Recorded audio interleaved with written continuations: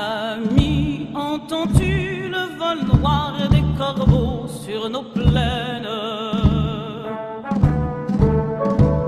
Le Conseil national de transition présente La France libre. Les lundis, mercredis et vendredis, 20h30, 21h30. La France libre. La Constitution et la République n'existent plus. Le Conseil national de transition est la seule autorité publique, légale et légitime représentant la souveraineté nationale du peuple français, en droit français et international. C'est une organisation déclarée à l'ONU.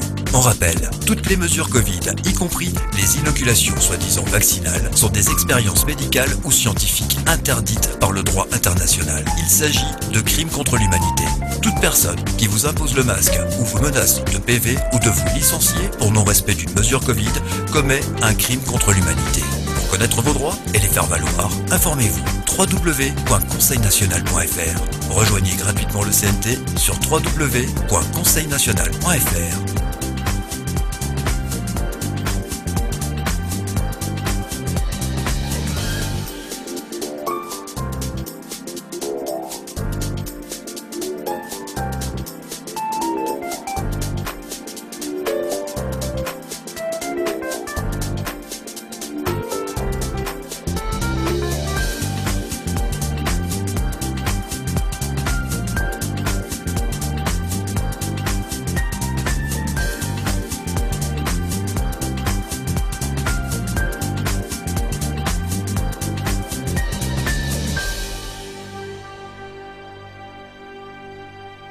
Le surveillant chef à bois et les Français sont dans la rue, criant à l'unisson pour la liberté. La défense des libertés et des droits de l'homme, c'est la raison d'être du Conseil national de transition. Nous sommes le Conseil national de transition. Nous vous informons 3 fois par semaine, le lundi, mercredi, vendredi, 20h30, 21h30. Bienvenue à vous dans la France libre. Tout de suite l'information avec Bruno et Philippe. Bonsoir.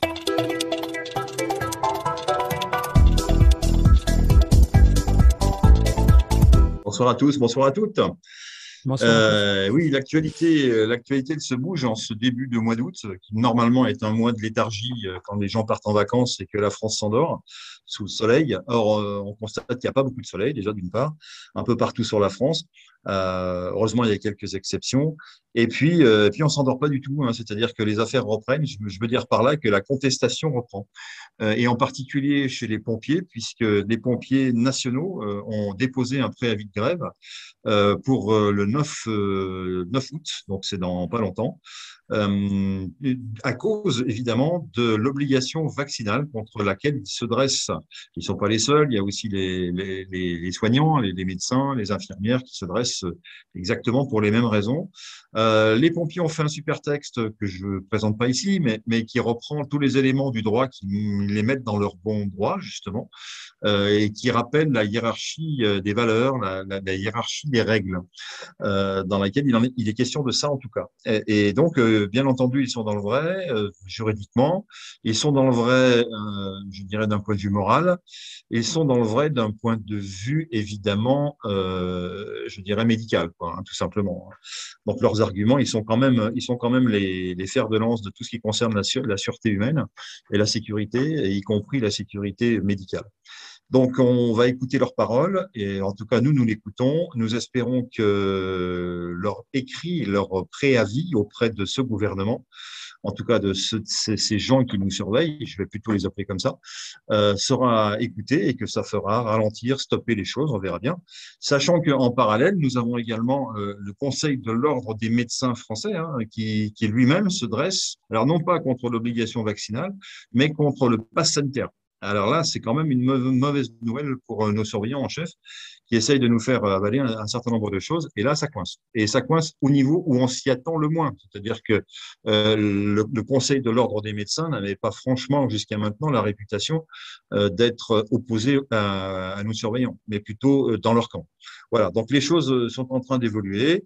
Il y a un certain nombre de choses qui se passent. On a aussi une lettre d'un colonel, un certain colonel Amiot, hein, qui est qu'on voit bien sur Internet, et qui a écrit une lettre à l'Élysée pour traiter tout ce gouvernement, pardon, excusez-moi, toute cette liste de personnes qui nous surveillent, de les traiter de criminels, tout simplement. Hein. Donc, c'est exactement le droit fil de ce que nous mettons également sur des textes juridiques. Et il dit à peu près la même chose que nous, de façon très exacte, peut-être incomplète. Donc, faudrait-il, s'il nous entend, qu'il rentre en contact avec nous d'une manière ou d'une autre pour qu'on puisse éventuellement compléter son information. Voilà, donc tout ça s'annonce chaud pour un été qui ne l'est pas très encore, mais qui peut le devenir d'un point de vue social. On va bien voir de quoi il retourne. On est dans l'expectative, on est également dans l'attente des prochaines allez, on va pas appeler ça des défilés ni manifestations, mais des prochaines marches qui vont aller dans toutes les rues de France, qui vont reprendre de plus belle. Il y en a prévu ce samedi, en tout cas dans les villes autour de chez moi, il y en a sûrement ailleurs. On n'a pas la liste exacte de toutes les villes concernées avec toutes les autorisations préfectorales. C'est dommage, on aimerait bien l'avoir. À leur avis, aux amateurs, ceux qui l'ont sont les bienvenus pour nous la faire parvenir. Et donc, ça nous permet de nous organiser, de savoir à l'avance où on doit se trouver. Alors, je rappelle que le CNT n'a pas pour vocation de défiler, n'a pas de revendication à faire valoir, plus que celle dont nous parlons depuis le début, mais elle s'adresse à la fois à toute la population et au gouvernement, et à ceux qui nous surveillent. Donc voilà, donc ce qui est important, c'est que nous, on va effectivement entrer un peu dans la danse de façon discrète, mais réelle et sérieuse, dans la mesure où nous allons proposer tout simplement des slogans que jusqu'à maintenant, nous n'avons pas vu encore fleurir dans ces marches. Voilà. Et puis, nous allons informer toujours plus, toujours un peu plus fort, à la fois les personnes qui sont dans les ennuis et qui sont précipitées dehors à cause de nos surveillants et qui se posent des questions et qui n'ont pas les réponses et qui se contentent un petit peu de ce qu'ils ont sous les yeux plutôt que de remonter à la cause des causes et à l'origine du mal, ce qui est notre rôle à nous. Donc, on va essayer de le faire. On va en profiter justement de ces nombreuses personnes dans la rue, car elles sont très nombreuses, plus nombreuses que pour les Gilets jaunes, me semble-t-il. Donc, il y a véritablement le début d'un mouvement. Il faut que ce mouvement soit le plus vite possible, pardonnez-moi, et le plus tôt possible, averti des réalités dans lesquelles nous sommes maintenant et de l'histoire de ces réalités d'aujourd'hui. Voilà ce que je voudrais dire. Voilà, j'ai fini pour mon actualité. Je passe la parole à Bruno. Merci Philippe, et donc bonsoir Sylvain, bonsoir Philippe et bonsoir à tous. Alors moi je vais commencer simplement en disant que nous sommes aujourd'hui mercredi 4 août et c'est donc le 7e jour de liberté enfin retrouvé pour notre ami et fondateur Éric Fiorilde, donc qui se remet petit à petit, peu à peu, de sa longue épreuve injustifiée. Et donc, on lui souhaite de retrouver toute la santé dont il a besoin pour pouvoir nous revenir en pleine forme. Voilà. Deuxième chose importante, on voudrait remercier Didier Garofalo, qui nous a publié, je dirais, plusieurs fois et qui continue à publier nos émissions et à faire connaître le CNT autour de lui et au niveau de toutes les chaînes sur lesquelles il intervient. Donc, c'est bien parce que ça va dans le sens de l'union que nous préconisons depuis longtemps avec tous les vrais lanceurs d'alerte, ceux qui ne sont pas de l'opposition contrôlée, ceux qui sont vraiment conscients de la situation et de ce qu'il faut faire pour en sortir avec un programme sérieux.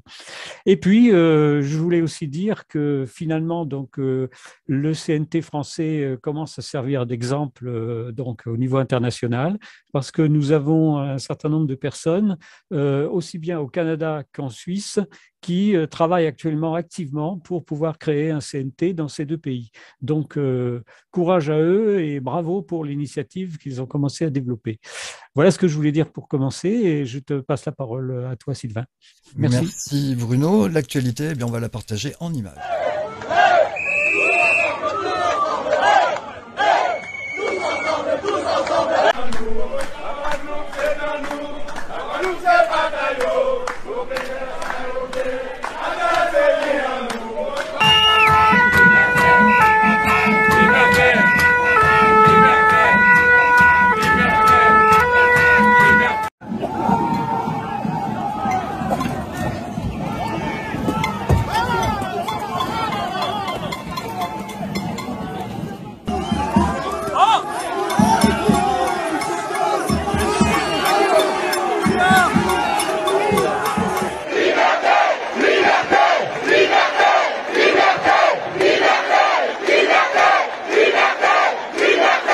voilà pour les images d'actualité de ce que l'on a pu voir ce week-end. Alors pourquoi ce choix d'image quand on voit des policiers, des forces de l'ordre tomber à terre? Donc je vais vous expliquer pourquoi ce choix d'image. Parce que sur les médias mainstream, il est annoncé comme quoi les gens qui manifestent sont violents avec les policiers. Chose qui n'est absolument pas vraie. Les policiers qui actuellement sont blessés dans ce genre de conditions parce qu'ils marchent à reculons, ne font pas attention et se blessent d'eux-mêmes.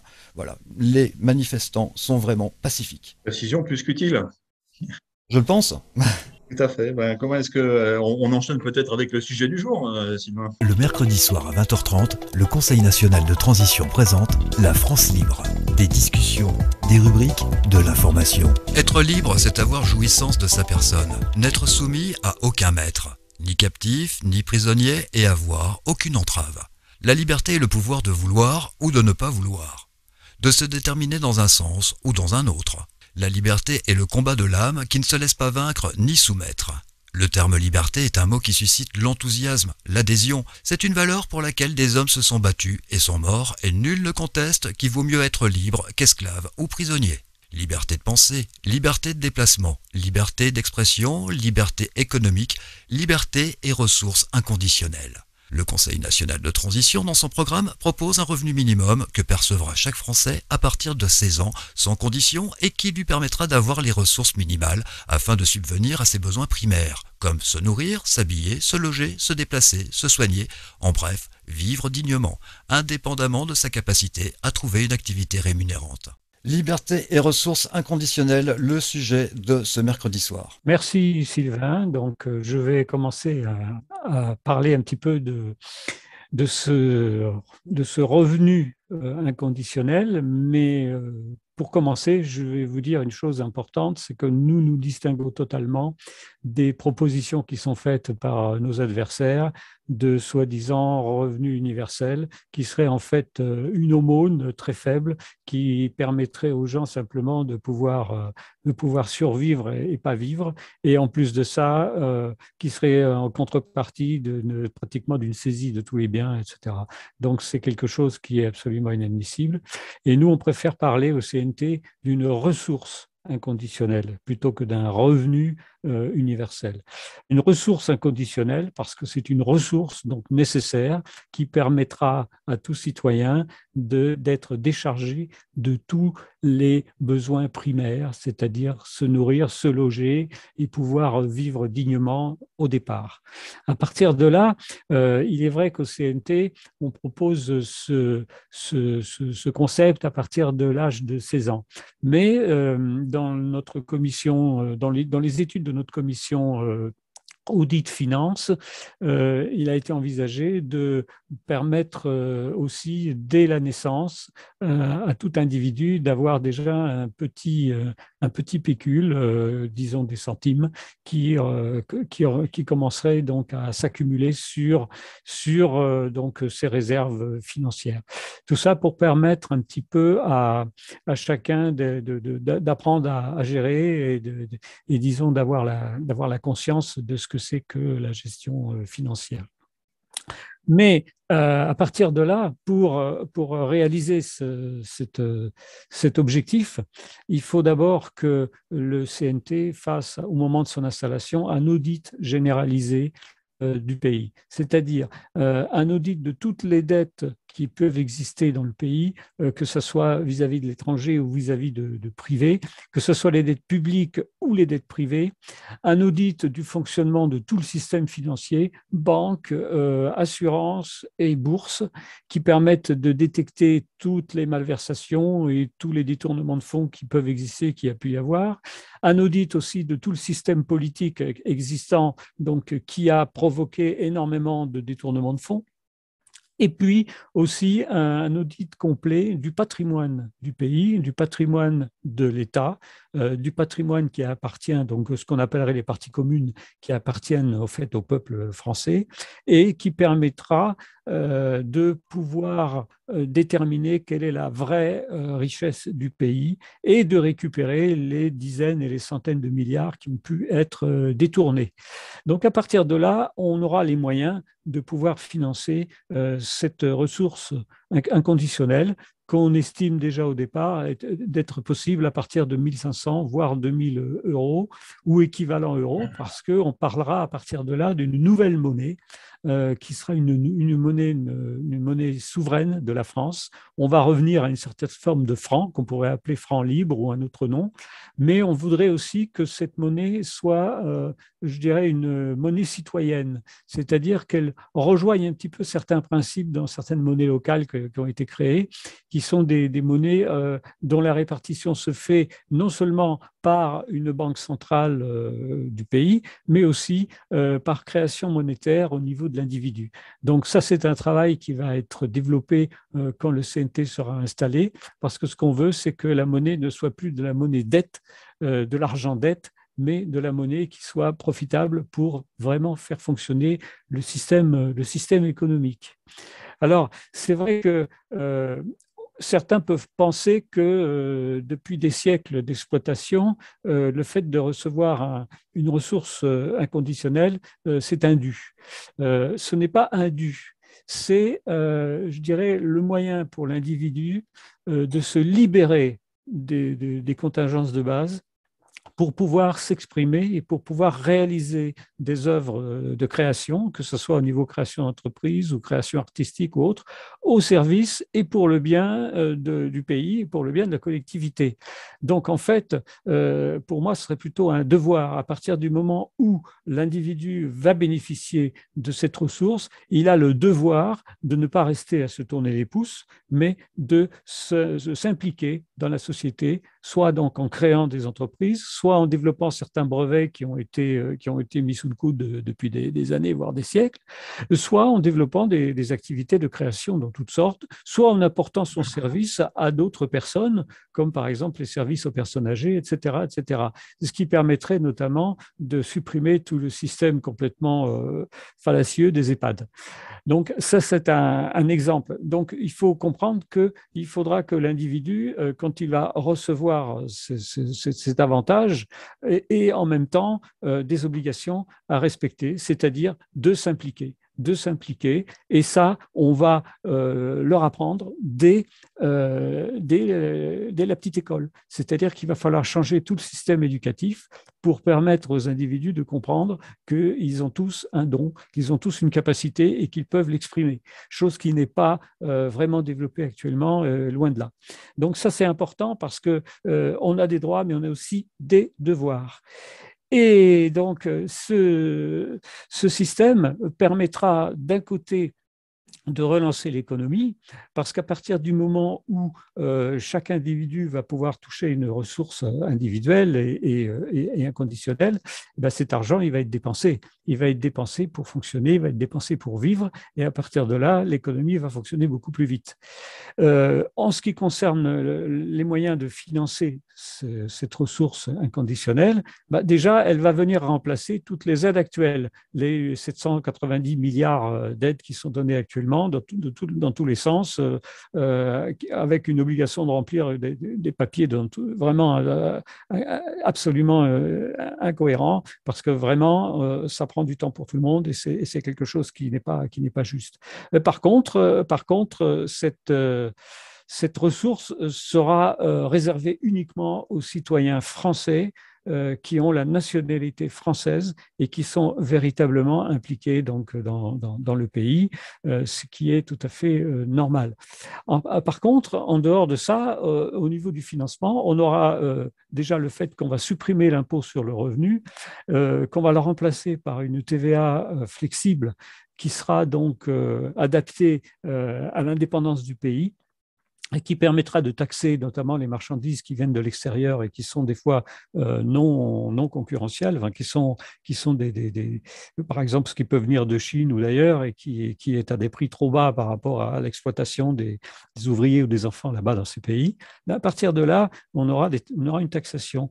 On aura aussi une taxation qui sera faite sur la base de la qualité écologique des produits qui sont vendus, c'est-à-dire une TVA donc, qui sera proportionnelle et flexible en fonction du niveau écologique de chaque produit. Par exemple, un produit de base de première nécessité, ce sera 0%. Un produit moyen, par exemple une voiture de petite qualité, bon, bah, ce sera une TVA à 5 ou 10%. Et puis celui qui veut s'acheter une Ferrari, bah, il aura 80-90% de TVA à payer, sachant que de toute façon, comme il n'y aura pas d'impôt sur le revenu, il aura les moyens de pouvoir faire les choses comme il le veut. Mais à partir de là, on pourra joindre un impôt qui sera à la fois écologiste et juste pour tout le monde. Et avec ce système-là, on va voir revenir tous les exilés fiscaux.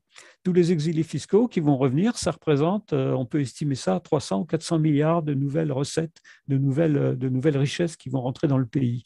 Donc, on va recréer un système non pas de cercle vicieux, mais de cercle vertueux qui va permettre à l'économie de fonctionner de mieux en mieux, qui va permettre aux individus de pouvoir exprimer leur créativité.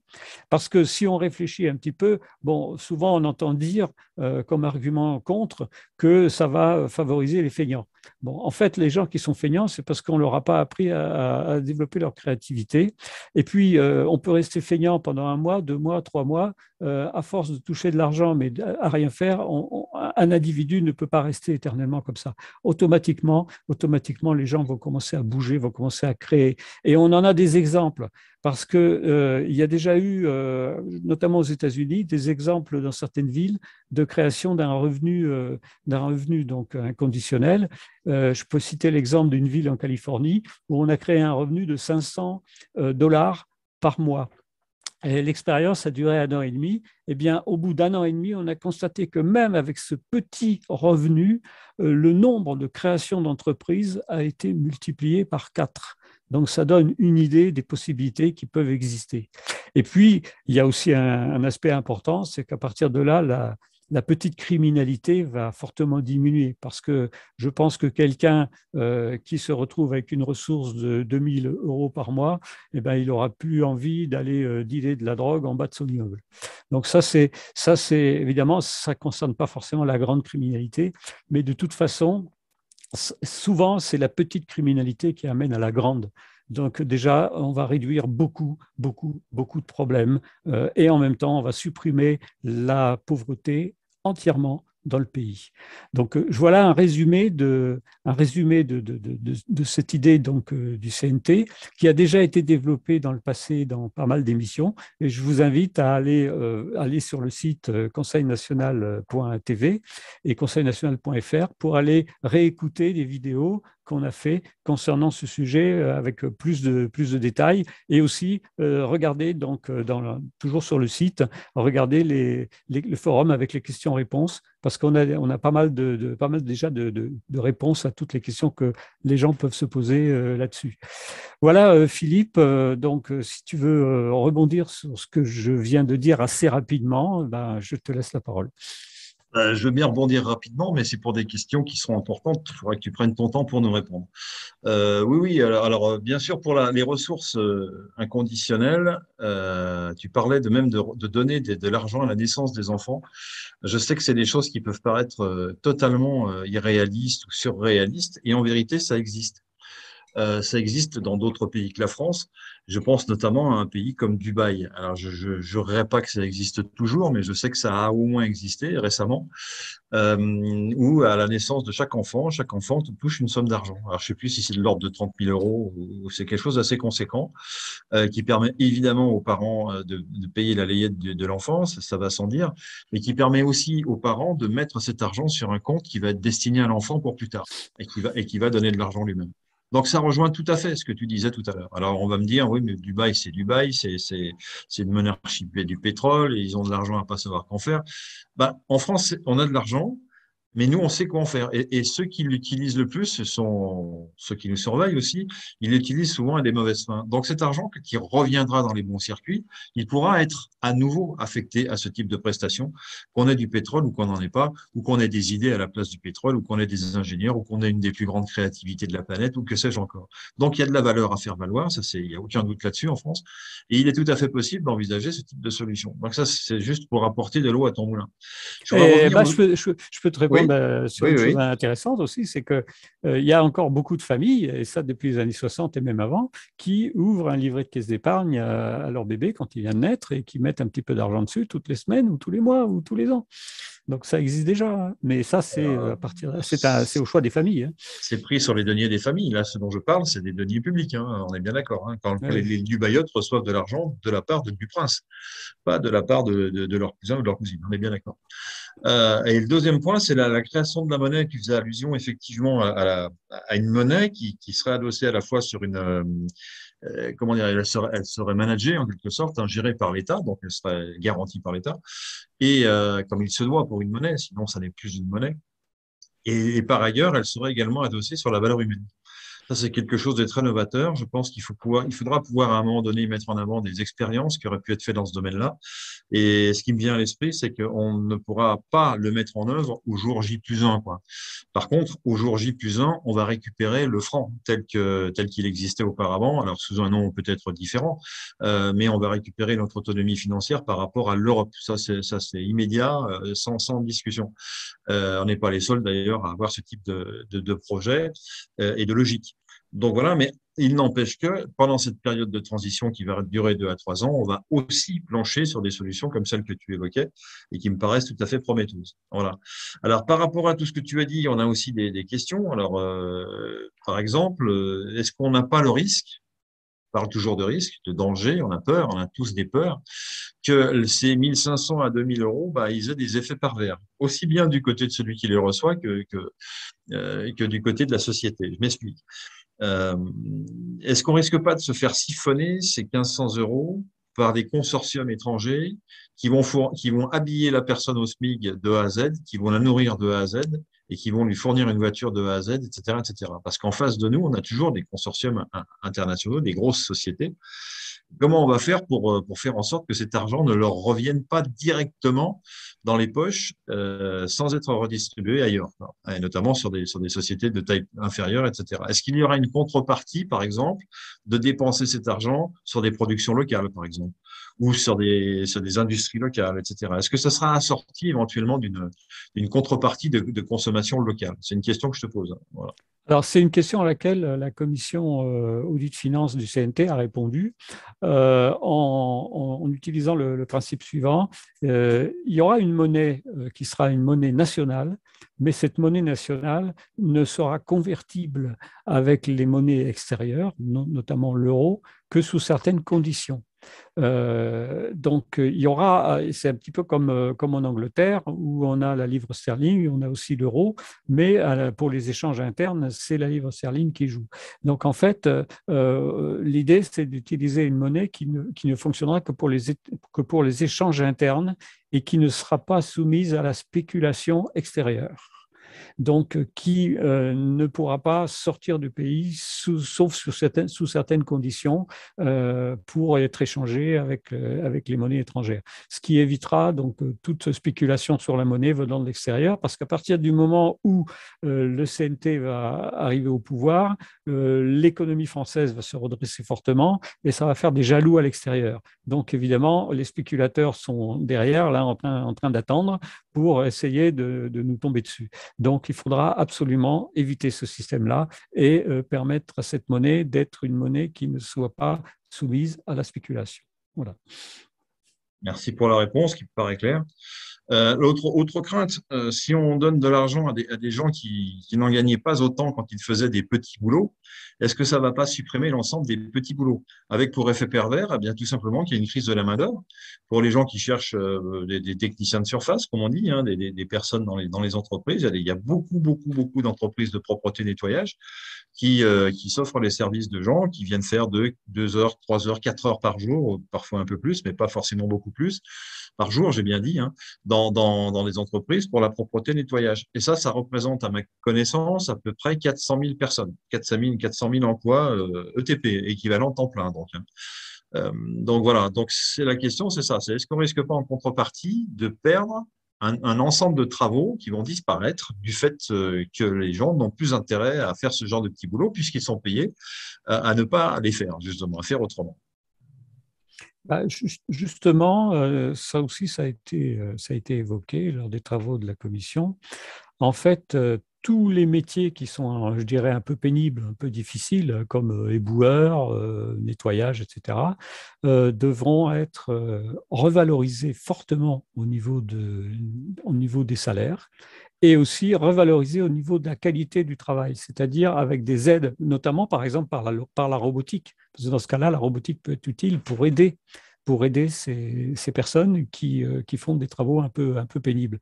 Donc, à partir du moment où il y aura revalorisation, eh bien, la personne va avoir sa ressource inconditionnelle, plus un revenu qui sera quand même conséquent, même si c'est que quelques heures par jour de travail. Et puis, il y aura d'autres métiers qui vont apparaître à partir du moment où les gens se libèrent de toutes les contraintes habituelles de la vie quotidienne, eh bien, il va y avoir beaucoup de création. Il va y avoir beaucoup de création. Il va y avoir la création d'entreprises, donc il va y avoir la création d'emplois.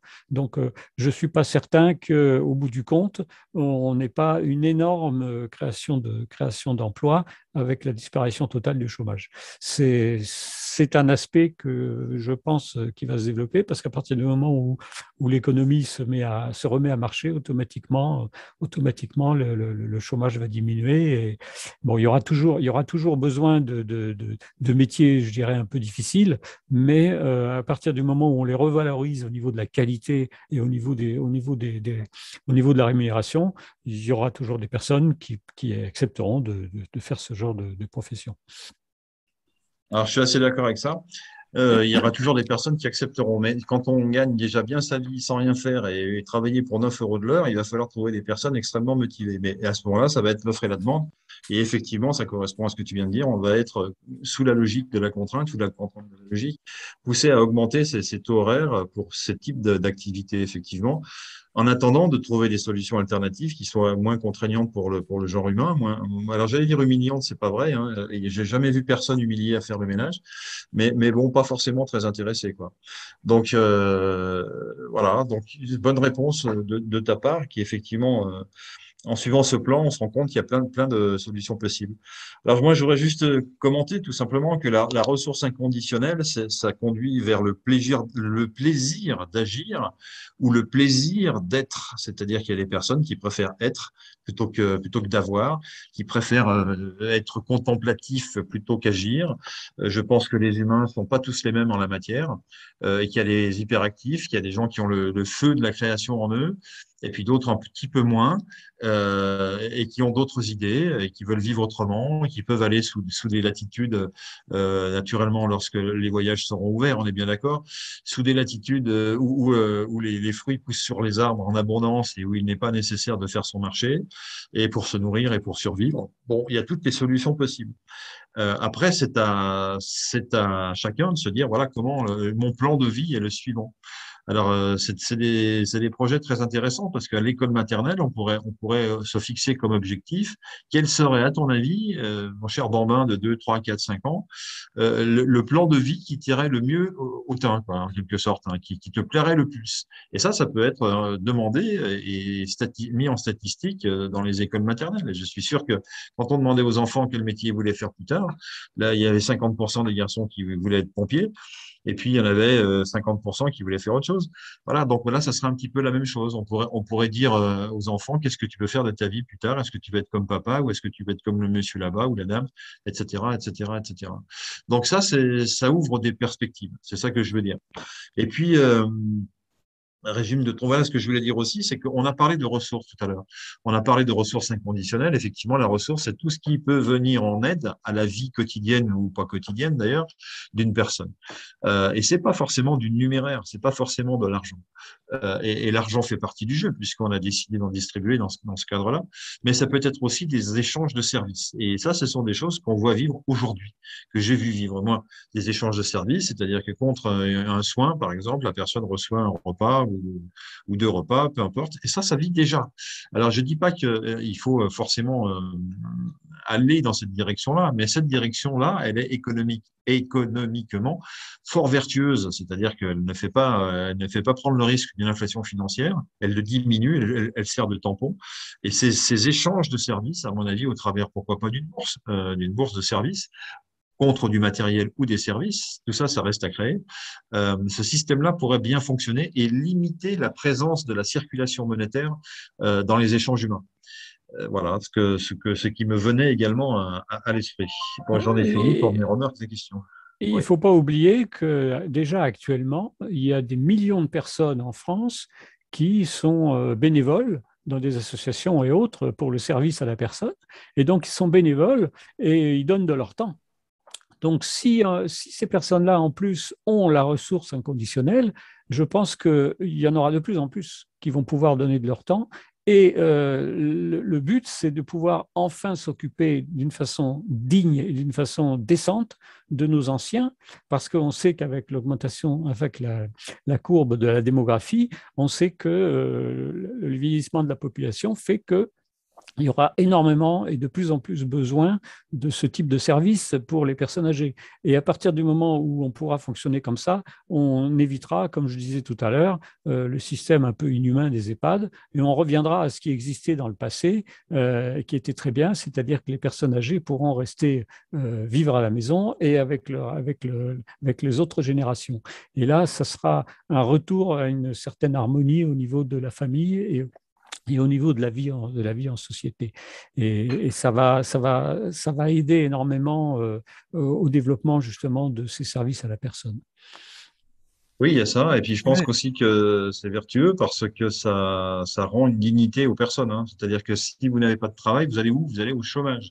Vous êtes chômeur de longue durée. Vous devenez au RSA. Bon, tout ça, ce sont des dégradations de statut qui vous emmènent vers la dépression physique et mentale, hein. Or, avec le système que nous proposons là, si j'ai bien compris, les personnes seront toujours au beau fixe, psychologiquement, assurées de vivre décemment, etc. On peut se poser la question, je l'ai posée indirectement sur la façon de dépenser cet argent-là et le risque qu'il y a de l'envoyer vers des grands consortiums. Cette question-là, on pourrait y répondre en disant effectivement on va privilégier les travaux locaux, on va privilégier les achats locaux. Ça, je pense que là-dessus, on est assez d'accord.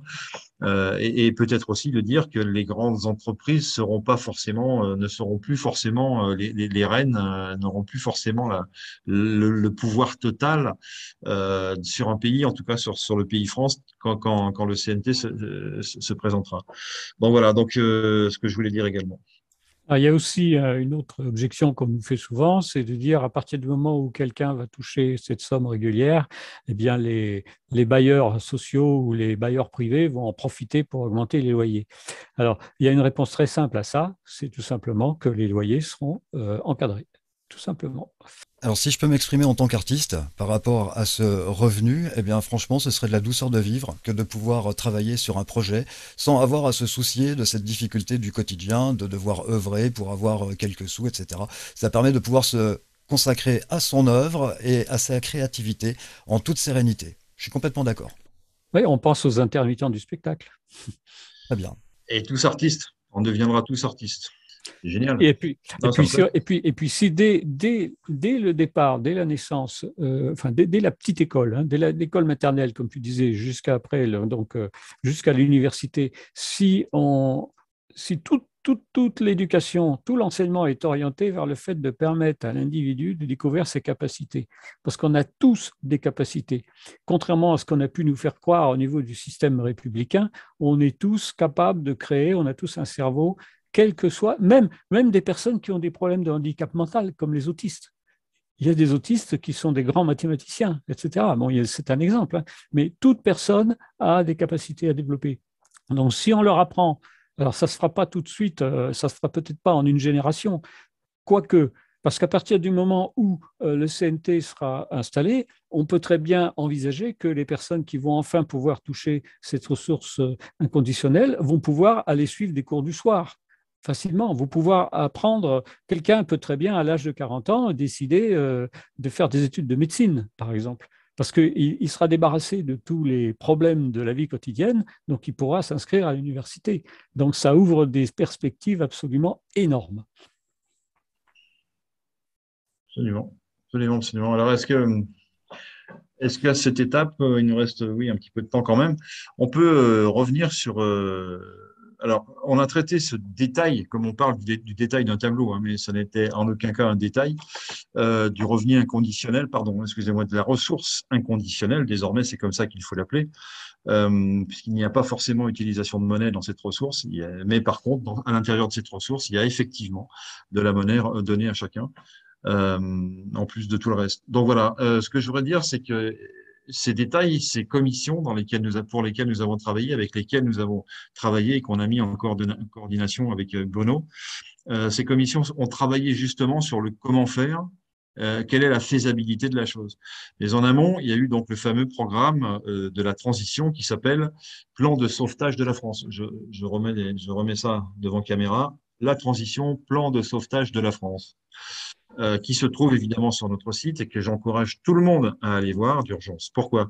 Parce que ça donne les cadres. Ça donne les cadres. Je voudrais simplement rappeler, comme on a souvent dit qu'on allait parler du programme, mais je crois que c'est le moment, quel est le programme prévu? Que faut-il faire pour que l'ensemble d'une population puisse, dans de bonnes conditions, créer une nouvelle forme de gouvernance? Alors, il y a 5 points qui sont retenus, des têtes de chapitre, de véritables informations générales.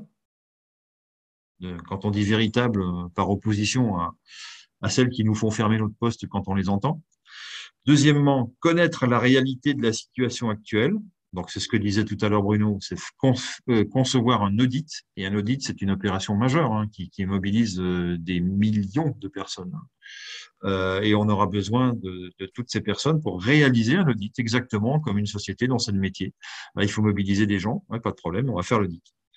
Vivre sereinement, sans préoccupation économique, ça rejoint exactement ce dont on vient de parler, c'est-à-dire cette fameuse ressource inconditionnelle qui va permettre à chacun de réfléchir, de voir ce qu'il peut faire de sa vie à titre individuel et surtout de voir comment il peut désormais se réintégrer dans le politique, c'est-à-dire ce qui fait le vivre ensemble. Parce que jusqu'à maintenant, tout le monde est absolument écœuré de rentrer dans la politique. Et nous, on va traiter le politique, le vivre ensemble. Et là, on va avoir des nouvelles règles qui vont faire que chacun d'entre nous va avoir envie de s'impliquer dans ce vivre ensemble. Ça paraît naturel. Ensuite, jouir d'une période de calme social. Donc ça, c'est la fameuse transition, cette période pendant laquelle on va garantir un certain nombre de choses, notamment des revenus, hein, c'est ce qu'on vient de dire à l'instant, pour éviter justement qu'il y ait une agitation sociale et pour faire en sorte que chacun puisse raisonner de son côté pour pouvoir faire des choix ultérieurement. Cinquièmement, disposer d'une structure permettant à chacun de s'exprimer, de débattre et de participer à l'élaboration du nouveau système qui sera mis en place. Ben voilà. Donc, cette structure, elle peut passer soit par un canal télévisé, soit par un canal Internet. Et effectivement, elle parlera de débat. Alors, le débat, c'est pas le débat pour le débat, hein, qu'on soit bien clair. Si on veut débattre du sexe des anges ou de la couleur de la façade de l'immeuble, c'est pas l'endroit. Mais par contre, sur les grands sujets, oui, bien entendu, il faudra qu'il y ait un forum, tout simplement, au sens antique du terme, sur la place publique ou chez les Grecs également, ça existait bien sûr. Hein. La démosophie, c'était ça, c'était parler avec le peuple. Et sur la place publique, et en particulier sous le Panthéon à Athènes. Et donc, cette tradition-là, qui avait été perdue parce que ça concernait qu'un petit nombre de personnes qui étaient des hommes libres, eux étaient libres, mais ils avaient à leur service des esclaves, c'est-à-dire que la donne économique était faussée par le fait que tous les hommes n'étaient pas égaux en droit. Voilà, ça c'est la grande différence entre l'Antiquité et ce que nous avons prôné depuis le 18e siècle. Pardon. Donc la liberté de chaque homme. Et tous les hommes sont égaux en droit. Donc ça, c'était la Grèce antique, c'était cette conception d'un forum où chacun parlait, s'exprimait et disait voilà ce qui est bon pour la cité, voilà ce qu'il faut faire pour avoir la paix, voilà ce qu'il faut faire pour conduire la guerre, pour avoir de meilleures récoltes, pour savoir quel est le meilleur d'entre nous pour nous gouverner, etc., etc., etc. Le forum. Voilà ce qui a été prévu dans les têtes de chapitre de ce programme. Donc déjà, rien que ça, c'est alléchant. Alors, je veux pas rentrer dans le détail, puisqu'on a déjà traité aujourd'hui pas mal la partie revenu universel. ressources universelles, pardon. On a déjà bien entamé le sujet. Ça a été, comme l'a dit très justement donc Bruno, traité par ces fameuses commissions qui ont été mises en œuvre en manière d'exercice en fait, et qui ont donné des résultats extraordinaires. C'est-à-dire qu'il y a des idées qui fusent même de chez nous, des gens qui sont chez nous, dont j'avais jamais entendu parler, dont on m'assure qu'elles sont pas si farfelues que ça. Alors, est-ce que nous devons pour autant systématiquement promouvoir les idées neuves, les idées novatrices, les idées difficiles à comprendre? Bon, si on se projette un petit peu dans le passé, il y a eu, notamment lors de la Révolution française, des idées qui étaient plus ou moins, voilà, qui marchaient pas, quoi, tout simplement. Par exemple, créer des départements français avec des lignes droites, faire en sorte, un petit peu comme certains États des États-Unis d'Amérique, tailler la France en tranches égales. Ça a été fait, mais ça n'a pas marché. Il y a eu retour en arrière. Donc, toutes les idées n'étaient pas géniales. On a voulu changer, par exemple, les noms des mois. Non seulement on a changé les noms des mois, mais on a dû changer également le nombre de mois. On est passé de 12 à 10. Et on a donné des noms d'oiseaux et des noms de poètes d'ailleurs à ces mois qui avaient tous des noms plus poétiques les uns que les autres, mais ça n'a pas marché non plus parce qu'à la fin de la Révolution française, c'est devenu caduc. Et c'est devenu caduc parce que la France n'a pas réussi à imposer au reste de l'Europe ce type de calendrier, ce qui est assez dommage d'ailleurs parce que Napoléon, qui était porteur des valeurs de la Révolution, aurait tout à fait eu les moyens de transposer dans toute l'Europe ces 10 mois, apportant tous des noms plus fleuris les uns que les autres. Mais bon, les choses ne se sont pas passées comme ça. Donc, tout dans les nouveaux systèmes, tout n'est pas forcément bon à prendre, mais nous avons autour de nous, qui gravitent autour de nous, un ensemble de personnes avec une imagination extraordinaire et qui sont des personnes qui vont faire bouger les choses. Alors, nous, ce qu'on dit, c'est qu'on va leur donner une chance, nous donner une chance à nous-mêmes de voir si ça fonctionne. Si ça fonctionne pas, on reviendra en arrière. Et je rappelle que nous avons donc en dernier ressort, en dernière analyse, la présence et l'existence de la Cour suprême du peuple souverain qu'il suffit de convoquer sur un thème important, comme par exemple le nom des mois et le nombre de mois. Est-ce qu'il faut changer le calendrier? Non, pas forcément. On n'est pas dans une action révolutionnaire, on est dans une action évolutionnaire. Donc on trouvera d'autres sujets. Et par exemple, d'autres sujets, ce peut être effectivement les échanges monétaires, ce peut être la création d'une monnaie interne au pays et avec une devise externe pour les échanges externes, ce qui n'est pas une innovation en soi d'ailleurs. Ça marchait très bien avec l'écu jusque dans les années 90. On payait en écu pour les transactions avec l'Europe et en francs pour les transactions internes à la France. Bon voilà, donc on reviendra peut-être à des solutions qui sont mieux ajustées. Bien souvent, toutes ces idées en termes d'organisation ont déjà été produites par d'autres bien avant nous et on s'aperçoit avec l'âge que on refait que la même chose qu'avant, quoi. Alors on est tenu par ne pas refaire tout le temps du comme avant, parce qu'on obtiendra encore du toujours même résultat, et on veut changer de résultat. Par contre, on veut pas être des aquabonistes en disant c'est pas la peine de rien faire, puisqu'on a déjà, tout a été déjà pensé, fait et étudié, et ça marche pas. Donc voilà. Or si, nous ça marche, pourquoi? Parce que le postulat de base, c'est de rendre la gouvernance aux Français, au peuple. Ça, c'est le postulat de base. C'est deuxièmement de se passer du personnel politique. Ça, c'est un gros postulat de base aussi. C'est faire en sorte que la gouvernance ne soit remise qu'entre les mains du peuple. Voilà. Et de créer des commissions qui remplacent les ministères et les ministres, par lesquelles on a toute une série de personnes venues du peuple qui vont travailler avec des sachants sur les sujets et des personnes qu'on va appeler des philosophes en quelque sorte, des arbitres en l'occurrence. Donc voilà, c'est tout ça qui est évolutionnaire. C'est ce socle-là qu'il faut bien prendre en compte et à partir duquel on peut se permettre de réfléchir à un tas de solutions. Alors les artistes, à vos crayons, à vos pinceaux, à vos idées, on a besoin de tout ça. On va avoir besoin d'affiner tout ça. Nous, on donne des grandes lignes. Après, c'est le peuple qui va choisir. C'est à l'issue des 3 années de transition, c'est le peuple qui va dire, nous, on veut faire comme ça. On veut agir de cette façon-là. En tout cas, sur ce territoire-là, qui s'appelle la France, grosso modo. On va essayer de conserver ce territoire parce qu'a priori, il est beau. A priori, il inspire le reste du monde. Apparemment, il fait plus que l'inspirer d'ailleurs. Il est à l'origine des droits de l'homme. Donc, on va le conserver tel qu'il est, sachant qu'il y a probablement, sûrement, dans le reste de la planète, des pays qui ont vocation remettre en géométrie différente, c'est-à-dire peut-être certaines zones vont partir vers un autre pays, puis celle-ci va rester ou va aller vers un troisième pays, etc. Ça sera la décision des peuples, le droit des peuples à disposer d'eux-mêmes qui va jouer. Ça, c'est le fondement qui fait qu'on avance sur ces sujets-là. Donc voilà, donc ce que je veux dire, c'est que la France doit rester ce bloc qui est une image, qui est un repère, un phare dans le monde. Et à partir de ce pays où traditionnellement on a l'imagination, on a la variété, comme j'en ai parlé il n'y a pas très longtemps, c'est dommage de se priver d'avancer fort et vite sur ce territoire, qui est merveilleux en fait. Hein. Voilà. D'autant plus, Philippe, qu'avant la Révolution française, on a simplement deux philosophes qui sont Voltaire et Rousseau, qui ont été plus ou moins à l'initiative, à l'origine. Et nous, par contre, ce que nous faisons au CNT, c'est qu'on fait fonctionner l'intelligence collective de centaines de personnes. Donc, ce n'est pas deux philosophes, c'est des centaines de personnes issues du peuple et qui sont certains des sachants, d'autres qui sont pas des sachants, mais qui sont des gens qui ont des idées, parce qu'à partir du moment où ils sont entrés au CNT, ils ont des idées à développer. Donc, on a une force beaucoup plus grande que simplement deux philosophes. Et on peut arriver à faire ce que la Révolution française n'a pas fait, c'est-à-dire arriver à une évolution, comme tu le dis, mais une évolution positive et pacifique, en évitant tout massacre, en évitant toute destruction, et en agissant comme des êtres souverains du XXIe siècle. Voilà. Oui, absolument. Et donc, on peut rajouter, pour clôturer le tout, qu'on bénéficie bien évidemment de cet outil merveilleux qui est Internet, qui accélère la connaissance, l'information, ce que n'avaient pas nos ancêtres. Voilà. Donc, ça aussi, c'est une différenciation par rapport à tout ce qui s'est passé par le passé, quoi. Voilà. Très bien. Merci Philippe. Merci Bruno. Prochain rendez-vous avec le Conseil national de transition, ce sera vendredi à 20h30. Nous aurons le plaisir de vous proposer un nouveau sujet de débat. En attendant, nous vous souhaitons une excellente soirée.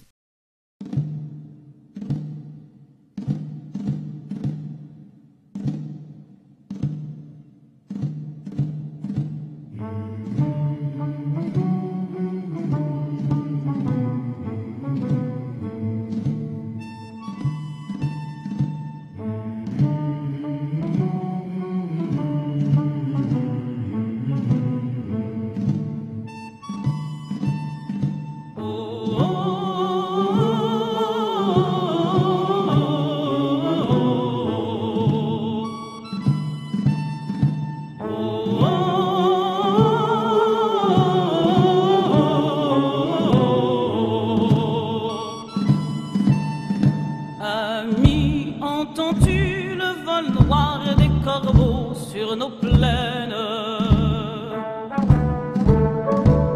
Le Conseil national de transition présente La France libre.